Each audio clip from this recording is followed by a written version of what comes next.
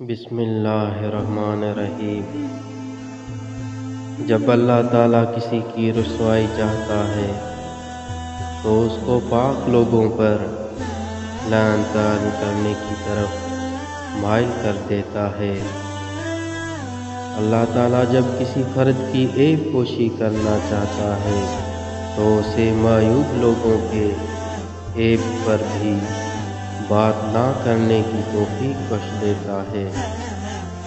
جدائی کا ایک لمحہ بھی عاشق کے نزدیک 1 سال کے برابر ہے۔ علم کی تلوار لوہے کی تلوار سے زیادہ اثر رکھتی ہے، بلکہ فتح حاصل کرنے میں علم سینکڑوں لشکر سے زیادہ مؤثر ہے۔ اگر آدمیت صرف انسانی صورت کا نام ہوتا تو حضور اکرم صلی اللہ علیہ وسلم اور ابو جہل یکساں ہوتے، حالانکہ ایسا نہیں ہے۔ احمد کی دوستی اور اس کی محبت سے دین اور دنیا دونوں ہی کا خون ہوتا ہے۔ جب بیمار کی قضا آتی ہے تو طبیب بھی بے وقوف ہو جاتا ہے۔ جو عشق صرف رنگ و روپ کی خاطر ہوتا ہے وہ دراصل عشق نہیں بلکہ فسق ہے، اور اس کا انجام شرمندگی اور رسوائی کے سوا کچھ نہیں۔ قرب خداوندی کا حصول بقا میں مضمر ہے، لیکن بقا سے پہلے ہونا ضروری ہے۔ کتنے ہی متقی ہو جاؤ مگر نفس سے کبھی بے فکر نہ ہونا۔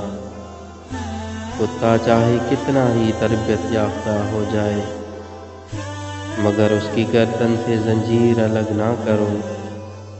کوئی ناقص الذہن کسی کام کے مقام کو نہیں سمجھ سکتا۔ ہر شر اور عیب بھی اپنی پیدائش کے لحاظ سے حکمت کا حامل ہے۔ اللہ والوں کی باتیں سکون قلب عطا کرتی ہیں اور اہل ظاہر کی باتیں دل میں انتشار اور بے اطمینانی پیدا کرتی ہیں۔ جہاں بھی پانی دیکھو وہاں سبزہ ہوگا، اسی طرح جہاں آنسو ہوتے ہیں وہیں رحمت ہوتی ہے۔ جو عقل سلیم رکھتا ہے وہ خلوت اختیار کرتا ہے، کیونکہ تنہائی میں قلب کی صفائی ہوتی ہے۔ جو شخص کسی گناہ کا طریقہ رائج کرتا ہے تو اس کی طرف ہمہ وقت لعنت آتی رہتی ہے۔